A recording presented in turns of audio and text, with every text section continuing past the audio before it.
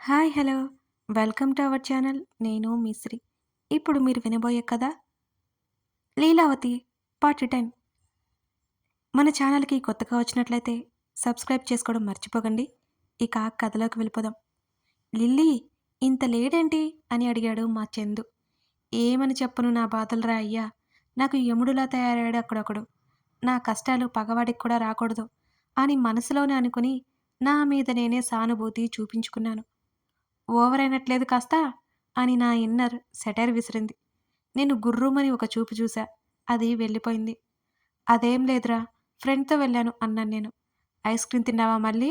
వాడు నా వైపు చూశాడు. లేదు, అవును అన్నట్టుగా అడ్డదిడ్డంగా తల ఊపాను. నాటకాలు వేయకు. హ్యాండ్‌కి తీసి నా మూతికి అంటుకున్న ఐస్ క్రీమ్ తుడిచాడు మా చందుగాడు. అది చాలా రోజులైంది కదా! తినాలనిపించింది అని మెల్లిగా చెప్పాను నేను. నీకు ఐస్ క్రీమ్ పడదు అని తెలీదా? రేపటికే తేడా చేస్తుంది. చిన్నగా కసిరాడు మా చందు. ఇంకెప్పుడు తిననులే తలదించుకుని అలిగాను. అలగడం కూడానా? అలిగినట్టు నటించానంతే. మా చందుగాడు కరిగిపోవాలి కదా!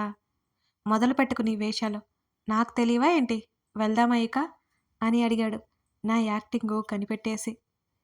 నాకు అన్నయ్యగా పుట్టాడు కాబట్టి అందుకే వీడికి కూడా నా తెలివితేటలు సగమొచ్చాయి. చందూ, చందూ రాగం తీశాను. ఏంటో చెప్పాడు అన్నాడు వాడు నా వైపు తల తిప్పి చూస్తూ. మమ్మీకి చెప్పొద్దురా ప్లీజ్ అన్నాను నేను బ్రతిమాలుతూ. వాడి ఫేస్‌లో కన్నింగ్ స్మైల్ మెరిసింది. చెప్పకూడదు సరే, చెప్పనులే గాని నాకేంటి మరి? మళ్ళీ ఇంకో కన్నింగ్ స్మైల్ ఇచ్చాడు వెధవ. ఏం కావాలో చెప్పు తగలడు అన్నాను నేను విసుగ్గా. ఇప్పుడు కనుక వీడు మా మమ్మీకి నేను ఐస్ క్రీమ్ తిన్నట్టు చెప్పాడే అనుకో, ఇక అంతే సంగతి. అప్పుడప్పుడు మా అప్ప ఇంటికి తెచ్చే ఫ్యామిలీ ప్యాక్ ఐస్ క్రీమ్‌లో కూడా నాకు వాటా రాకుండా మా చందుగాడికి ఇచ్చేసింది మా మమ్మీ. కష్టాలన్నీ నాకే. దేవుడా! నాకే ఎందుకయ్యా ఇన్ని కష్టాలిచ్చావు అనుకున్నాను బాధగా. హే! నీ మీద నువ్వు మరీ ఇంత సానుభూతి చూపించుకోకు. దరిద్రంగా ఉంది అని మళ్ళీ నా ఇన్నర్ వాయిస్ ఒకటి విసిరిపోయింది మాట. ఆర్మీ నుంచి ఆర్డర్స్ వచ్చాయి. జాయినింగ్ అవ్వాలి కదా! ఇప్పుడు నువ్వు ఆటోలో వెళ్ళిపోతే నేను భాను దగ్గరికి వెళ్తా అని మెలికలు తిరిగిపోయాడు మా చందుగాడు. రేయ్! ఇది అన్యాయం. నీ లవర్ కోసం నీ చెల్లిని నడి రోడ్డు మీద నిలబెడతావా? అని గుర్రుగా చూశాను నేను. లిల్లీ మా బుజ్జి కదూ! అర్థం చేసుకో. రేపటికి నేను వెళ్ళిపోవాలి. భానుకి ప్రపోజ్ చేయాలి. నా గడ్డం పట్టుకుని బ్రతిమాలాడు. ఎంతైనా మా చందుగాడు మా అన్నయ్య కదా! నాలో కూడా కరుణరసం పొంగి, సరేలే ఏడవకు వెళ్తానులే అన్నాను నేను. థ్యాంక్ యూ లిల్లీ తల్లి. ప్రేమనంతా మాటల్లో కురిపించేశాడు మా వాడు. మరీ ఓవర్ చేయకు. అవున్రా మొన్నెప్పుడో ప్రపోజ్ చేయాలి అన్నావు కదా! అని అడిగాను నేను గుర్తుకొచ్చి. ఆ రోజు కలవడం కుదరలేదు. భాను వాళ్ళింటికి రిలేటివ్స్ వచ్చారని, తర్వాత కలుస్తాను అని చెప్పింది అన్నాడు చందు. సరే మరి వెళ్ళిరా. మనం ఈవినింగ్ బిర్యానీ పార్టీ చేసుకోవాలి. ఏమంటావ్? అన్నాను నేను. అలాగే లిల్లీ అని నా బుగ్గ తట్టి వెళ్ళిపోయాడు ఉత్సాహంగా. పక్కనే బస్టాండ్. మెల్లిగా నడుచుకుంటూ వెళ్ళాను. నా బ్యాడ్ లక్. అరగంట గడిచినా బస్ రాలేదు. విసుగొచ్చింది. మెల్లిగా మా చందుగాడి మీద కోపమొచ్చింది. ఎలాగో తమాయించుకుని కూర్చున్నాను. లేచి నిలబడి కొంచెం ముందుకు వచ్చా. తల ఎత్తి రోడ్డు వైపు చూసా. నా ముందు ఒకదానికొకటి, మరొకటి ఆపోజిట్‌లో 2 బైకులు సడెన్‌గా వచ్చేసరికి జడుచుకొని వెనక్కి జరిగా. ఒకరు హెల్మెట్ తీశారు. కౌటిల్య సార్. ఆశ్చర్యపోయాను. తర్వాత ఇంకొకరు హెల్మెట్ తీశారు. ఈసారి ఇంకా పెద్ద షాక్ తగిలి మా రౌడీ కమ్ రాక్షస్ రౌద్ర సార్ వచ్చారు. బిత్తర చూపులతో ఇద్దరిని మార్చి మార్చి చూస్తున్నాను నేను. వాళ్ళిద్దరూ ఒకరినొకరు చూసుకొని నా వైపు చూశారు. నేను అడ్డంగా తల ఊపాను. ఒక చిరునవ్వుతో బైక్ దిగితే మరొకరు సీరియస్ ఫేస్ పెట్టుకుని బైక్ దిగారు. ఇద్దరూ నా వైపుకే తిరిగారు. నాకర్థమైంది నాకిప్పుడు మూడింది అని. ఇద్దరూ డ్రాప్ చేయడానికి ఉన్నారు. మరి నేను ఎవరితో వెళ్ళాలి? ఆ ప్రశ్నకు నా తల తిరిగిపోయింది. ఇక మా చందుగాన్ని మనసులోనే అష్టోత్తరాలు చదివేశానన్నమాట. వెంటనే అప్పాకి కాల్ చేశా. వాళ్ళు ఒకరినొకరు చూసుకుంటూ ఉన్నప్పుడే దూరంగా వెళ్ళిపోయాను. అప్పా! నేను బస్ స్టాండ్ దగ్గరున్నాను. చందుకి ముఖ్యమైన పని ఉంటే వెళ్ళాడు అని చెప్పేసి కాల్ కట్ చేశాను. లిల్లీ డ్రాప్ చేయమంటావా? మృదువైన స్వరం. ఇంకా ఎవరిది? కౌటిల్య సర్దే. లిల్లీ కమ్ డ్రాప్ చేస్తాను పదా. ఈసారి గంభీరమైన స్వరం. ఈ పాటికి ఎవరిదో అర్థమై ఉండాలి. అది మా రాక్షసిది. నో థ్యాంక్స్ పళ్ళన్నీ బయటపెట్టి నవ్వి అప్పా వస్తున్నారు. ఇంకో 5 మినిట్స్ అంతే అన్నాను నేను. రౌడీ కమ్ రాక్షస్ బైక్ స్టార్ట్ చేసుకుని కోపంగా వెళ్ళిపోయాడు. అవునా బాయ్ లిల్లీ అని చెప్పేసి కౌటిల్య సార్ కూడా వెళ్ళిపోయారు. హమ్మయ్య అని ఊపిరి తీసుకున్నాను నేను. సునామీ వెలిసినట్లనిపించింది నాకు. ఇంకా 5 మినిట్స్కి అప్పా వచ్చేశారు. నేను అప్పా ఎంచక్క ఇంటికి వెళ్ళాం. తర్వాత అప్పా స్కూల్కి వెళ్ళిపోయారు. నేను ఎగురుకుంటూ ఎగురుకుంటూ ఇంట్లోకి వెళ్ళిపోయాను. అప్పుడే వచ్చావేం? సిఐడి ఆఫీసర్లా సోఫాలో కూర్చుని అడిగింది మా మమ్మీ. ఇవాళ క్లాస్ లేవు. డ్యాన్స్లు వేసుకుంటూ చెప్పాను మమ్మీతో. సరే వెళ్ళు ఏమైనా తింటావా అని అడిగింది మమ్మీ. ఐస్ క్రీమ్ తిని పొట్టంతా ఫుల్గా ఉంది. వద్దు మమ్మీ అని వెర్రిగా నా రూమ్లోకి జంపయ్యా. ఇంకా అక్కడే ఉంటే మమ్మీ కనిపెట్టేస్తుంది. అసలే ఈ మమ్మీస్ ఉన్నారే వెరీ డేంజరస్ అసలు. నిద్ర అంటే మహా ఇష్టం మనకి. ఫ్రెష్ అయ్యి బెడ్ మీద పడిపోయాను. అలా కళ్ళు మూసుకున్నానో లేదో కళ్ళ ముందు రౌద్ర రూపం మెదిలింది. పక్కకి తిరిగి పడుకున్నా. తను నా చెంపను తాకిన స్పర్శ నా బుగ్గ మీద ముద్దు పెట్టినట్టుంది. వెంటనే బుగ్గ మీద చేతులు పెట్టుకుని కళ్ళు తెరిచాను. రౌద్ర లేడు. లేచి తల పట్టుకుని కూర్చున్నాను. బాబోయ్ వీడు తెగ టార్చర్ పెట్టేస్తున్నాడు నన్ను అనుకున్నాను. తల విదిలించి గట్టిగా కళ్ళు మూసుకొని పడుకున్నా. ఎప్పటికో నిద్ర పట్టేసింది. మనకి దేవుడిచ్చిన వరం ఏంటంటే మనం కావాలనుకున్నప్పుడు నిద్ర వచ్చేస్తుంది మరి. ఫెసిలిటీ నాకు మాత్రమేనేమో అని అప్పుడప్పుడు మా చందుగాడు మమ్మీ తెగ కొల్లుకుంటారు. నేను లేచేసరికి 1 అయిపోయింది. అప్పుడు కూడా మా మమ్మీ ఒకటే కేకలు. నిద్రమత్తు వదలకుండానే లేయాల్సి వచ్చింది. ఫుల్లుగా లంచ్ మక్కి సోఫాలో సెటిలై టీవీ రిమోట్ పట్టుకుని విష్ణుమూర్తి ఫోజులో పడుకుని మంచి మెలోడీ సాంగ్స్ వింటున్నాను. దబేల్న డోర్ తెరుచుకుంది. మా చందుగాడు ఇంట్లోకి ఎంట్రీ ఇచ్చాడు. ఏం మాట్లాడకుండా తన గదిలోకి వెళ్ళిపోయాడు. నాకెందుకో వాణ్ణి చూస్తే తేడా కొట్టేస్తుంది. ఎప్పుడూ నవ్వుతూ ఉండే చందుగాడు ఇవాళ ముచ్చుముఖం వేసుకుని మెదలకుండా ఉన్నాడు. ఏమై ఉంటుంది అని తెగ చించి నా బుర్రకి ఏమీ తట్టగా ఎనర్జీ వేస్ట్ అవుతుందని ఆలోచించి చించడం ఆపేసి నా బుర్రకి రెస్ట్ ఇచ్చా. మమ్మీ వాణ్ణి లంచ్గా పిలిచింది. నన్న చందు లంచ్ ఎద్దుగానిరా. అబ్బబ్బా మా మమ్మీ ఎంత స్వీట్గా పిలిచిందో వాణ్ణి. అదే నన్నైతే ఎందుకులే చెప్పుకోకూడదు. అయినా ఈ మమ్మీస్కి అన్నయ్యలు తమ్ముళ్ళ పట్టినే. కూతురంటే బొత్తిగా భయం లేదు వీళ్ళకి. ఏముందిలే అనుకుంటారు. అదే కొడుకులు కానీ దిగులుగా ఉంటే చూడలేరు.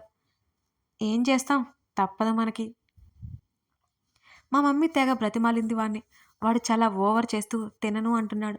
వీడి ఓవర్ యాక్షన్ అనుకున్నాను నేను మనసులో. తర్వాత కలిపి పెట్టింది మా మమ్మీ. ఫుల్గా లాగించేసి రూమ్లోకి వెళ్ళి తలుపులు వేసుకున్నాడు వాడు.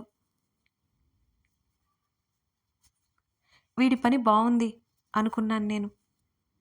టీవీ చూసి బోరు కొట్టి రూమ్లోకి వెళ్ళిపోయాను. నా ఫోన్ ఎంతసేపటి నుంచి కొట్టుకుంటుందో మోగుతుందో కానీ లహరివి 10 మిస్డ్ కాల్స్ ఉన్నాయి. చెప్పవే అన్నాను నేను. ఒసే దొంగ మొహమా అని తిట్లు మొదలుపెట్టింది ఈ లహరి. ఎందుకే తిడుతున్నావు అని అడిగాను నేను. ఇద్దరం ఒకే కాలేజ్ జాయిన్ అవుదామని చెప్పి నాకు హ్యాండ్ ఇచ్చి నువ్వు ఎక్కడో జాయిన్ అవుతావా అని కోపంగా అంది లహరి పాప. అబ్బా మీ కాలేజీకి నేను రాలేను. మా ఇంటి దగ్గర నుంచి చాలా దూరం. రోజు నన్ను ఎవరు డ్రాప్ చేస్తారు? అప్ప మార్నింగే స్కూల్కి వెళ్ళిపోవాలి. చందుకి జాయినింగ్ లెటర్ వచ్చింది. నాకేమో స్కూటీ రాదు. దగ్గరలో ఉన్న కాలేజీకే వెళ్ళమని చెప్పారు అప్ప అన్నాను నేను. లిల్లీ మా తల్లి కదూ ప్లీజ్ లహరి బ్రతిమాలింది. లహరి నా మాట వినవే అన్నాను నేను. లిల్లీ ప్లీజ్ నేనే మీ కాలేజ్‌కి వచ్చేదాన్ని.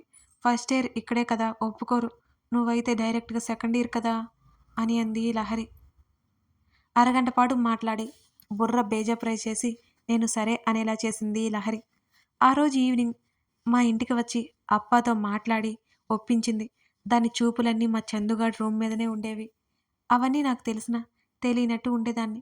మా చందుగాడు భానుని లవ్ చేస్తున్నాడని లహరికి కూడా తెలుసు.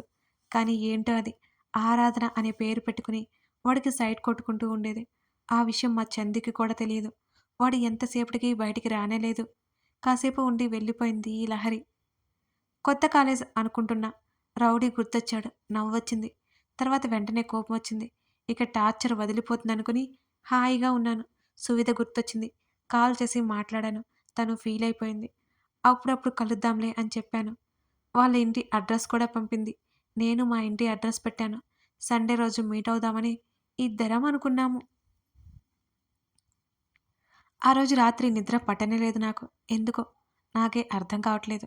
బాల్కనీలో నిలబడి వెన్నెల చూస్తున్నా. మా గార్డెన్‌లో ఎవరో ఉన్నట్టు కనిపించారు. చీకట్లో ఎవరో నాకు తెలియలేదు. నా ఫోన్ పాకెట్‌లో పెట్టుకొని కిందకి వెళ్ళాను. ఒంటరిగా కూర్చొని ఉన్నాడు మా చందు. అక్కడ ఎందుకున్నాడో నాకు అర్థం కాలేదు వాడు. చందు అని పిలిచాను నేను. ఆ లిల్లీ అని ఉలిక్కిపడ్డాడు చందు.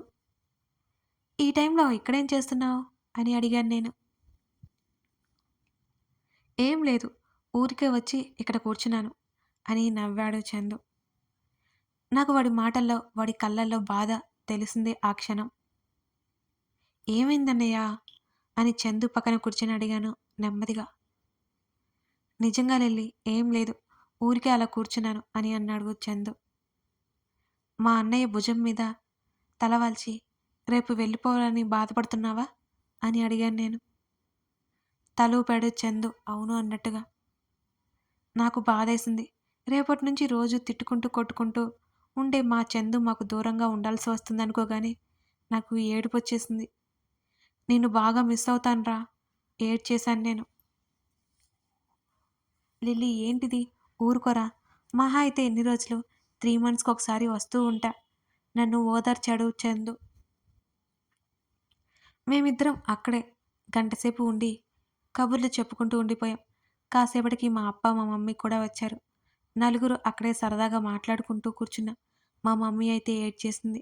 మమ్మీని ఊరుకోబెట్టడానికి నాకు, మా అప్పకి వేషాలు వేయక తప్పలేదు. ఎప్పటికో నిద్రలోకి జారుకున్నాను నేను. తర్వాత రోజు మా చందు కోసం రైల్వే స్టేషన్‌కి వెళ్ళాను. అప్ప, మమ్మీ కూడా. అన్నయ్యకి బోలెడు జాగ్రత్తలు చెప్పాము. వచ్చేటప్పుడు ఏమి తీసుకురావాలా అని పెద్ద లిస్ట్ కూడా ఇచ్చాను నేను. నవ్వి సరే అని చెప్పి వెళ్ళిపోయాడు. నాకు ఏడుపు వచ్చేసింది మళ్ళీ వాడు వెళ్ళిపోతుంటే. తమాయించుకుని మమ్మీకి అవి ఇవి చెప్పి నవ్వించాను.